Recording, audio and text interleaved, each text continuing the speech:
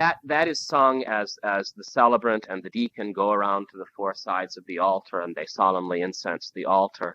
In this case, preparing the altar to receive the body of Christ that will be carried, the pre-sanctified gifts that will be carried to the altar for the communion of the faithful. And then after this censing, we have the litanies that pray as the litanies do for every essential petition of the church, prayers for the catechumens.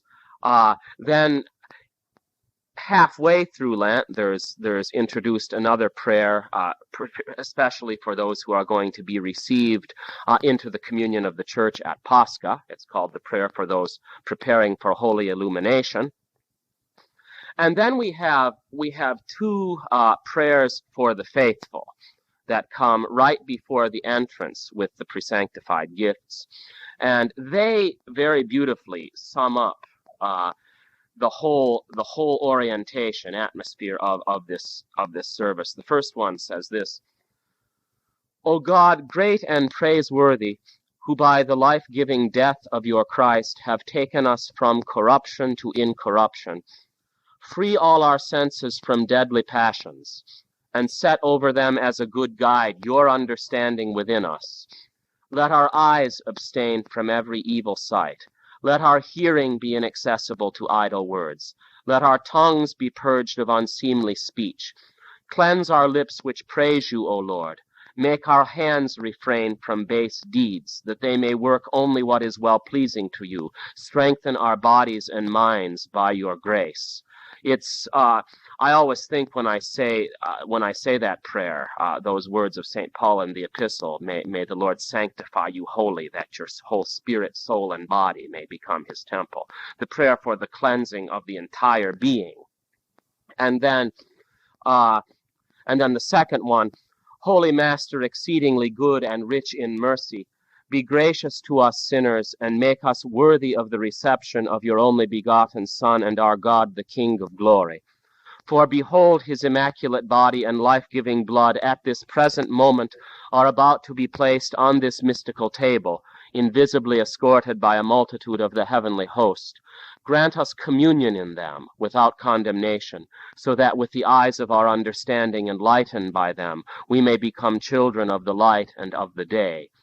And so with those two prayers being said, the holy gifts, pre-sanctified, are then brought to the altar in the great entrance of the pre-sanctified liturgy. But the great entrance of the pre-sanctified liturgy is very different in its focus from the great entrance of the ordinary divine liturgy. At the ordinary divine liturgy, we are bringing to the altar the bread and wine that are to become the body and blood of Christ. At the liturgy of the pre-sanctified, we are bringing the already consecrated gifts, the sacrifice having already been offered. That's why the rubric that, first of all, the liturgy, that the entrance of the pre-sanctified gifts be done in silence. The people all kneel or make a prostration during it. The choir sings the hymn first: Now the powers of heaven serve invisibly with us. For behold, the King of glory enters. The mystical sacrifice is upborne, fulfilled. And then there is silence, and we carry in the pre-sanctified gifts. The priest covers his head, the top of his head, with the veil as a sign of honor, and carrying the paten, the plate with the body of Christ on it, high, to show that he is not simply carrying bread that is going to be consecrated, but is already carrying the sanctified gifts. So he covers his head as Moses covered himself and Elijah covered his face in the presence of God. All of these visible signs to make us realize what is happening here, that it is at the end of the day, having passed through the whole day, having fasted and engaged in the spiritual warfare through the day, having kept vigilance through the day, having done the guard duty of the church, as we said last week. It's at the end that the Lord comes. And that can be seen as a kind of spiritual rule for life. You always have to, like we had in this feast day, the promise made to Simeon is kept at the end, after he had waited many years. And I like always to think of that image in the gospel of the disciples being tossed on the Sea of Galilee by the storm. And when does the Lord come to them in the Gospels? He comes to them during the fourth watch of the night, which is right before dawn. They have to be tossed by the waves all night. But just at the very end of the night and the very beginning of the day, that's when the Lord comes. And it's the same with his resurrection, of course. It's at the very end of the darkness of the night between the Sabbath and the first day of the week and the very beginning of the light that his resurrection comes. So we have then at the end of the day this visitation of Christ to his people who are engaged in the fast, in the battle of the fast with the entrance of the pre-sanctified gifts. And we kneel in adoration and prostrate ourselves to welcome him, and then the gifts are brought to the altar, and we finish this hymn, "Let us draw near in faith and love and become communicants of life eternal." And then the service continues with another very significant prayer. It's the prayer that in the liturgy of the pre-sanctified takes the place of the anaphora in the normal divine liturgy, because of course at the pre-sanctified there is no anaphora, the sacrifice already having been fulfilled. And in place of the anaphora, we have this prayer. O God of unutterable and unseen mysteries, with whom are the hidden treasures of wisdom and knowledge, you have revealed the service of this liturgy to us. You have enabled us sinners, through your great love for mankind, to offer you gifts and spiritual sacrifices for our sins and for the ignorance of the people. O invisible King, you do things great and unsearchable, glorious and marvelous, which cannot be numbered. Look upon us, your unworthy servants, who kneel before this holy table as at your cherubic throne, upon which rests your only begotten Son and our God, in the dread mysteries that are set forth. Free us and all your faithful people from uncleanness. Sanctify all our souls and bodies with the holiness which cannot be taken away, so that partaking with a clean conscience, with faces unashamed, with heart illumined of these divine sanctified gifts, and by them being given life, we may be united to your Christ himself, our true God, who has said, "He who eats my flesh and drinks my blood abides in me and I in him." By your word, O Lord, dwelling within us and sojourning among us, may we become a temple of your all-holy and adorable Spirit, redeemed from every snare of the devil, wrought either by deed or word or thought, and obtain the good things promised to us with all your saints, who always have been well-pleasing to you. Again, a perfect summary of the Lenten effort. And then we proceed to the most essential preparation for receiving communion, which is, of course, the Lord's Prayer. And then communion is received, and the communion hymn for the liturgy of the pre-sanctified gifts, we use it frequently during the year as well, but it's uniquely present at the liturgy of the pre-sanctified. "O taste and see that the Lord is good." And it's interesting that this verse of the Psalm 34, "O taste and see that the Lord is good," there's an alternate translation to that you can translate good in another way. That's very beautiful. Just something that's nice to know. An alternate translation is, "O taste and see that the Lord is sweet. Taste and see how sweet is Christ." In Greek, it kind of rhymes. Gefstase ke idete, oti Christos o Kyrios. How sweet is the Lord. And then, so you could say, amid the effort of Lent, which, because it often and always, by definition, involves the attack against evil and the encounter of the evil one, and all the bitterness of that. We are never excluded from the sweetness of Christ to refresh us in the Holy Eucharist. And So as the people receive communion, that verse, taste and see that the Lord is good, is sung as the refrain to the Psalm 34. And then the service concludes in the usual way. The dismissal prayer for the liturgy of the pre-sanctified I'll focus on. This is sending us back out after we have had this service to refresh us, setting us back out to war, as it were. Almighty Master, in wisdom you have fashioned all creation. Through your boundless providence and great goodness, you have led us to these holy days for purification of souls and bodies, for restraint of passions, and for hope of the resurrection. During Moses' fast of 40 days, you put into his hands the tables of the law in letters you had inscribed. Likewise, enable us also, O good one, to fight the good fight, to complete the course of the fast, to preserve the faith undivided, to crush the heads of invisible serpents, to be shown to be conquerors of sins, and also without condemnation to attain unto and to worship the holy resurrection. And with that, we're sent back out to continue to the end, the great fast of the 40 days, with always given the pledge of where we're going. It's never that we don't know where we're going. We have to wander in the wilderness, but we know that the promised land is coming. We have to go to the cross with Christ, but there is never any doubt. There's never any kind of pretending that we don't know what's going to happen. And that's going to be very important when next week I'm going to attempt just to say a few things about Holy Week. That we never in the church look at Holy Week, what we do during Holy Week, as a kind of liturgical game of pretend. You know, that Christ is crucified, and we pretend that we don't know what's going to happen afterwards. No, we sing a number of times on Good Friday of the resurrection as well as the crucifixion. So we know where our journey is going, and we know that the light comes to us at the end. And with that expression of that at the conclusion of the liturgy of the Pre-Sanctified, we're sent forth back to the battle of the spiritual warfare.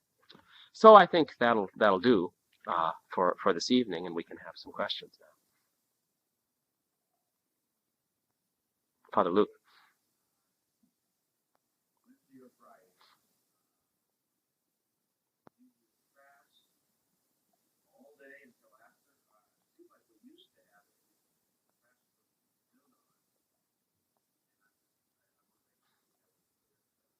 Okay, according to the rule, we talked about that in detail last week, that the whole purpose of the total fast is to be a period of vigilance and intense effort that is always broken by the Eucharist. And so what is prescribed for those days is that we fast all day on Wednesday and Friday until we receive communion at the liturgy of the Pre-Sanctified. That again, there are those who will and are able to do that fully. There are those who, because of their state in life, and this is something that everybody has to work out with, themselves and a spiritual guide sometimes. There are those who are not physically able to go that length of time. But we do need to have in mind that is the basic understanding. That is the basic norm. That is what we should try to do. It's for those in normal health. It's the experience of long centuries of ascetic effort in the church, that it's not an excessive effort. It is meant to be difficult, and it's meant to involve hardship. There's no question about that. That fasting in the church has never been easy. That if it's easy and convenient, it's not fasting. There's always this temptation that everybody has, to kind of go through it, but to make it as convenient as possible too. It's our natural laziness that we all have, Yeah, always look for loopholes. But the whole I'd say, I always speak in terms of the sign value of these things. The whole, why does the tradition give us this evening communion on these days? It's to extend the period of preparation, of effort, of fasting to that point. That if we're not going to do that, that's why and this business, I'll call it, of and it's not just you find it in many places, of as an almost rule of thumb, relaxing the norm of the fast to the pre-sanctified just from noon. I must say that I think it needs to be denounced as a compromise of the ascetical tradition. That if some, that's not to say that somebody because of their health or whatever has to do that person is unworthy or not properly prepared, but that it's simply not the norm that the tradition of the church has given us. The tradition of the church for those days is that we fast all day as an intense spiritual and physical effort, and end the day with the visitation of the Lord in his body and blood. And it can be said through generation after generation of Orthodox that those who do that with again with at least some purity of heart mixed in with all of our struggling and troubles that we all have, that it is rewarded with great strengthening and grace. Yes, Rob.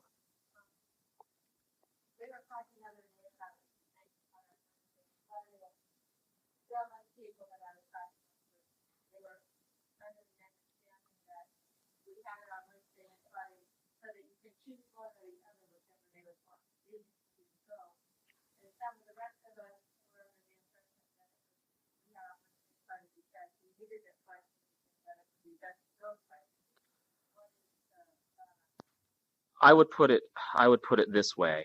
It's kind of like the second thing you said, that the tradition of the church always provides us with as much as possible, with the understanding that we always need as much as possible. So these 2 days in the week, being because of, like what we said last time, because of their connection from the very beginning of the history of the church to the betrayal and crucifixion of Christ. These 2 days are chosen. That's why it's Wednesday and Friday and not Monday and Thursday or something else. These 2 days are chosen for intense spiritual effort.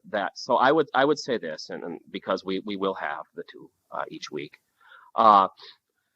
that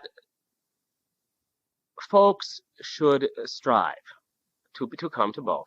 That, of course, is the best thing, to try to be at both. And that I would say that as a kind of rule, a general rule for everybody in the church to accept, that everybody should at least be at one. That to be at both is best. But where that is not possible, everyone should strive to be at least at one. But we're having the both to have this fullness that the church gives us, and not trying to choose the lowest common denominator to determine what we do, but to give a greater denominator to encourage us all to greater heights of effort. Gene.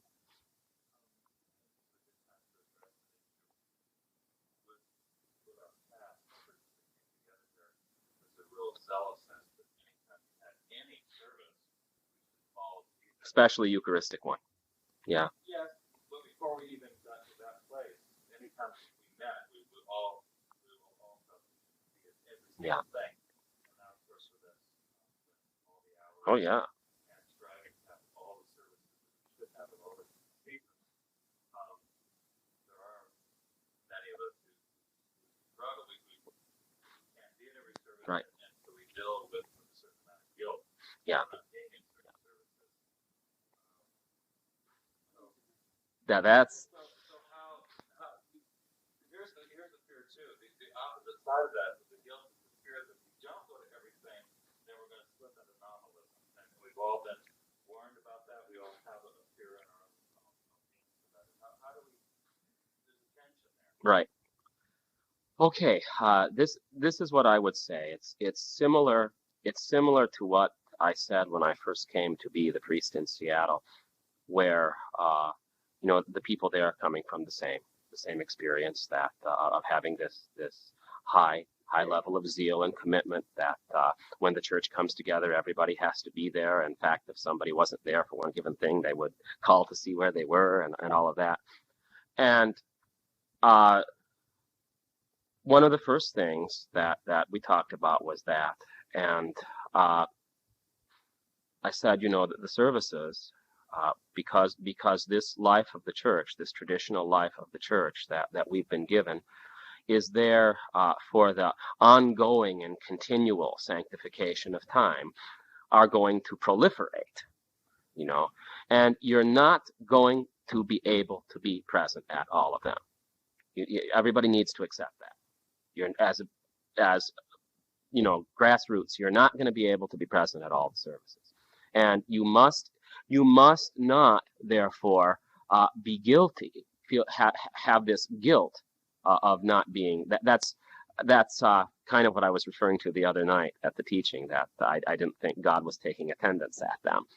That they are not given us to as just as the Lent is not given us, just as ascetical effort is not given us to win favor in God's sight. God will be impressed if I do all of this. That's given. He won't be. That's the unanimous teaching of the spiritual tradition of the church. He is not impressed. He loves us very much, and he accepts our efforts in his graciousness, but in general, he is not impressed by them.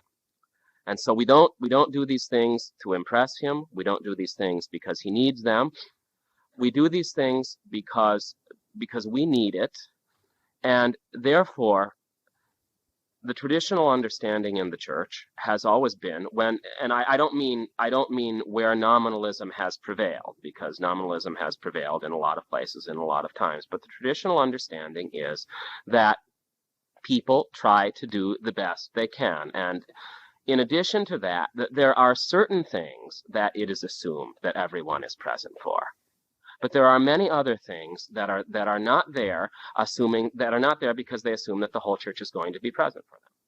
That they are there for this ongoing making holy of time, making holy of life, continually filling, making the church, making the assembly into the house of prayer, the place of prayer, morning and evening, in the evening, in the morning, and at noon, constantly being nourished by prayer, by the Eucharist, by the feasts, by the fasts. But that even in past societies that were a lot less hectic than our contemporary society, and by society in general in the West since the Industrial Revolution, still people were not able to go to everything. And so there developed, in fact, what I developed for the church in Seattle, and what I want to eventually, before too long, make available here, is I used to call them capital letter services and small letter services. And it wasn't something that I dreamed up. It was taking the received tradition and distinguishing between what was of primary importance and what is of secondary importance. Now, we have to be careful when we hear that something is, as soon as we hear secondary, we often tend to react, well, secondary doesn't really matter then. We have to avoid that. What is secondary is important too. What is secondary, especially at certain points in the spiritual life of each one of us, may be every bit as important as what is primary, even. But there is this kind of hierarchy of the church's services among those that are considered of primary importance. For example, obviously, Sunday liturgy. It's assumed that everybody is present at Sunday liturgy. That those who are absent from Sunday liturgy are always absent for a cause worthy of a blessing. along along with Sunday liturgy has come to be from very early in the church's tradition this entrance into the Lord's Day on Saturday evening at Vespers. That also implies that everybody is there unless again there's a cause worthy of a blessing. The liturgies for the great feasts of the church assume the presence of the whole church, and the great feasts, are not many in number, but along with that, the church has celebrated the Eucharist many, many, many other times from the very beginning than on the great feasts. And those other celebrations from the very beginning of the church never assumed and never had the presence of the whole church. And then during Lent, I would say at least Wednesday or Friday. The ideal should be both, but at least one or the other. That should be considered necessary for everyone in the church. And everything else day by day, week by week, is there to help us, is there to continually take us out of the routine that we have in this life that so easily drowns out the kingdom of God and the experience of the presence of God. It's there for that. It's not there to satisfy some sort of obligation. You see the difference in orientation. It is there they are there, these services, as help, spiritual help, not as obligations to be fulfilled. We fast because it is good for us, not because we have to follow certain prescriptions in order to be pleasing to God, in order to be acceptable Orthodox Christians. We do it because it is good for us and it helps bring us to God. That's the only acceptable motivation behind it. Because if there's too much of the other, now everybody to a greater or lesser extent needs to have a certain amount of discipline that, we make ourselves do this or we make ourselves do that, whether we like it or not, whether we feel like doing it or not, whether our emotions are with it at the time or whether they're not. Because we can't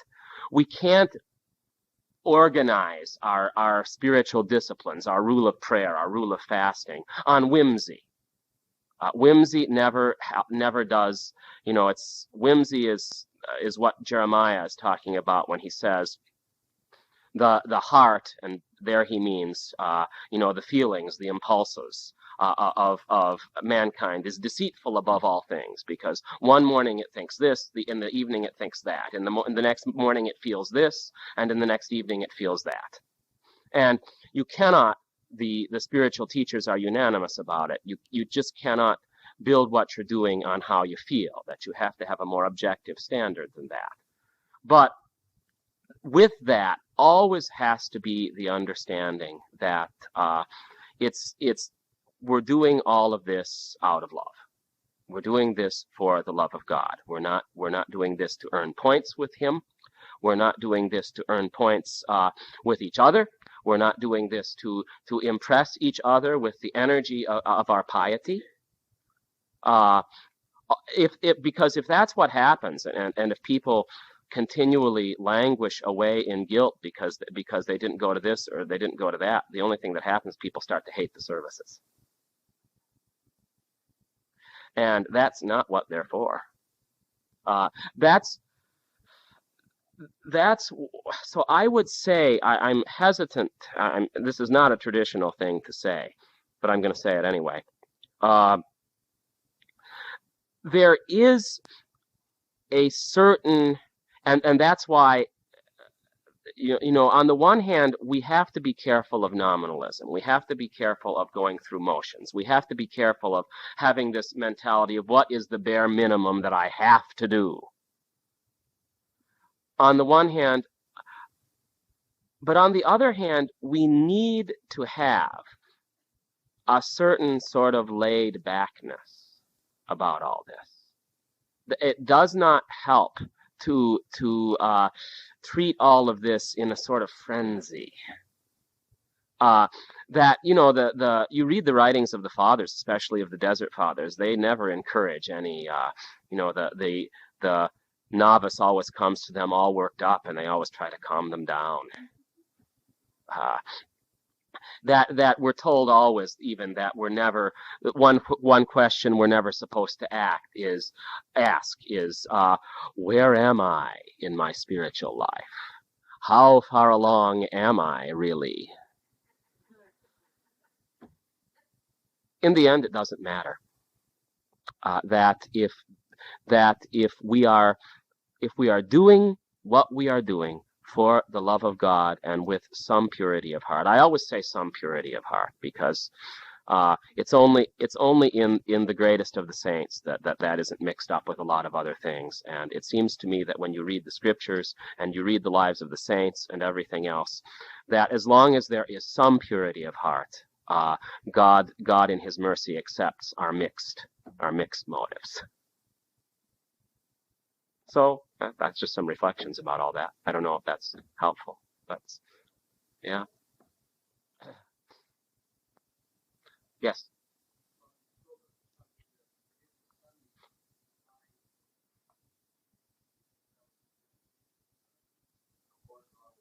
Oh,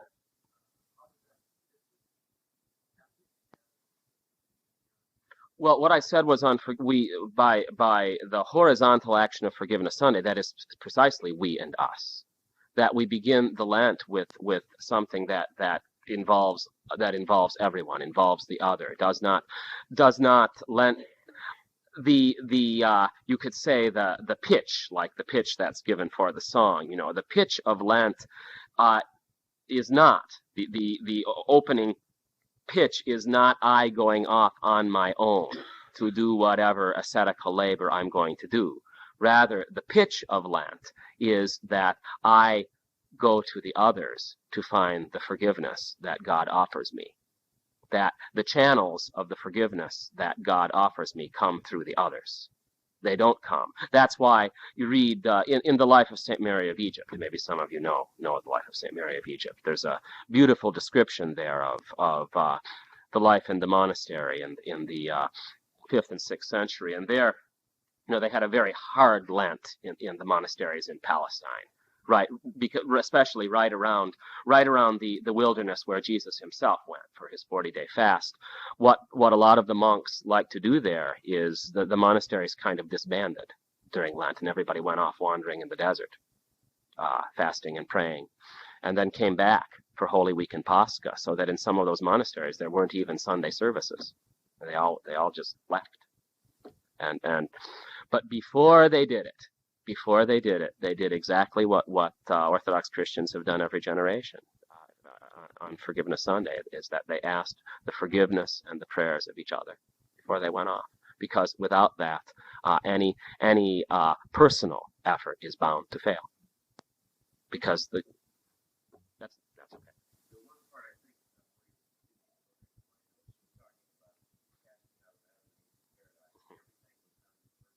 Right. Right. Perhaps so. Well, then let's clear that up and say that as often as the church expresses everything, expresses everything that goes on through the whole history of the Bible, even as happening to me in some sort, yet that is always within the framework of the body, not me as isolated, but me as part of the body.